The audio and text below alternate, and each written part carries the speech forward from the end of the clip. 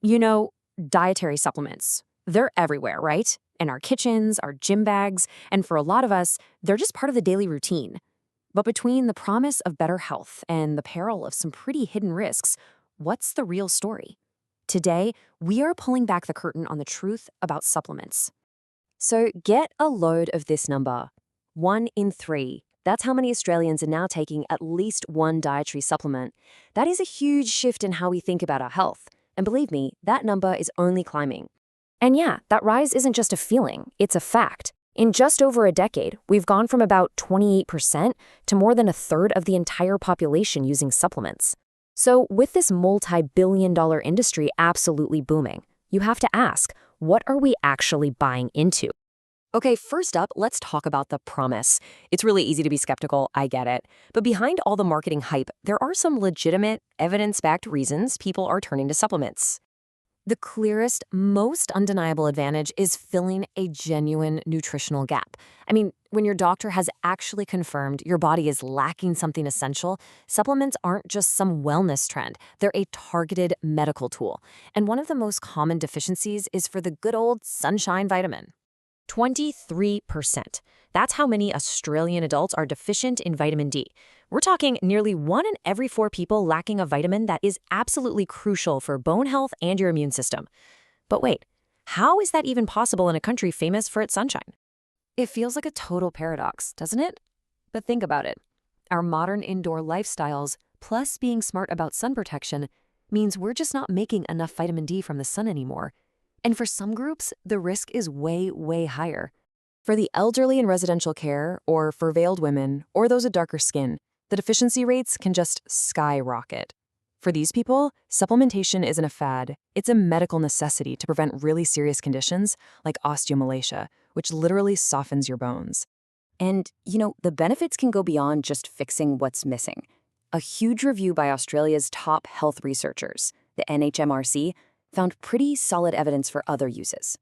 For example, they found there's moderate evidence that probiotics can help manage IBS symptoms and that CoQ10 can help with fatigue and blood sugar for people at risk of type 2 diabetes.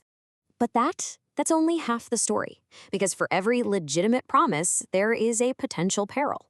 And the risks lurking in that supplement aisle, they're not always obvious, but trust me, they can be incredibly serious.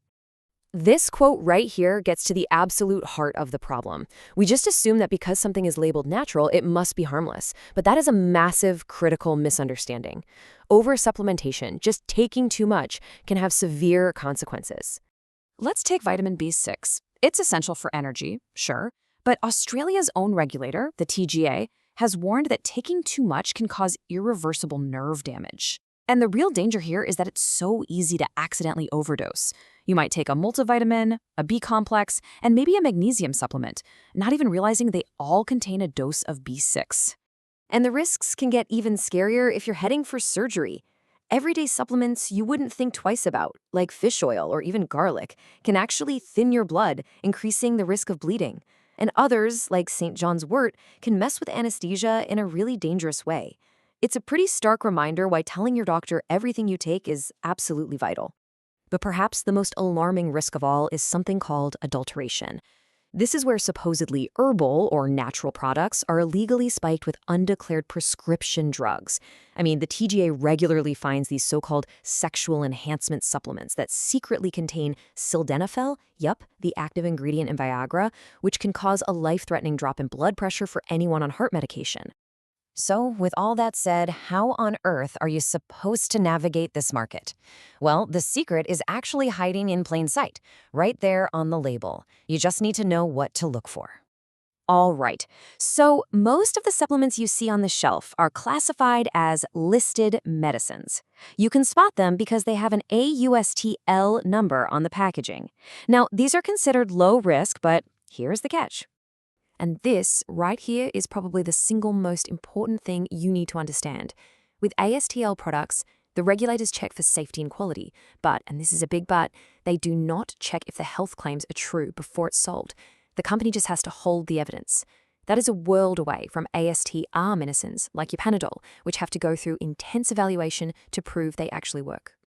So all of this really brings us to a simple but really powerful philosophy that pretty much all experts agree on: a food-first approach. Before we ever reach for a pill, we should be looking at our plate. See, a whole food, like an orange, isn't just a list of vitamins. It's this complex matrix of fibers, enzymes, and other natural plant compounds that all work together in synergy to help your body absorb and use all the good stuff. An isolated chemical pressed into a pill just can't replicate that. It's not even close. And sometimes nature offers up something way more powerful anyway. Check out this incredible number. That's the percentage of your daily vitamin C requirement you can get from just 100 grams of the native Australian kakadu plum.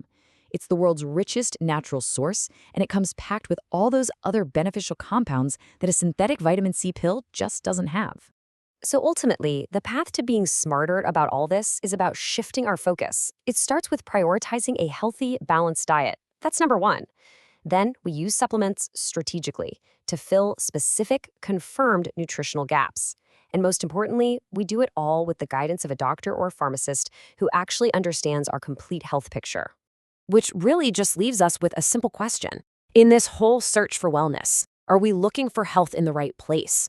The evidence seems pretty clear. True, sustainable health is something that's grown, cooked, and eaten. It's built first on our plates, not found in a bottle.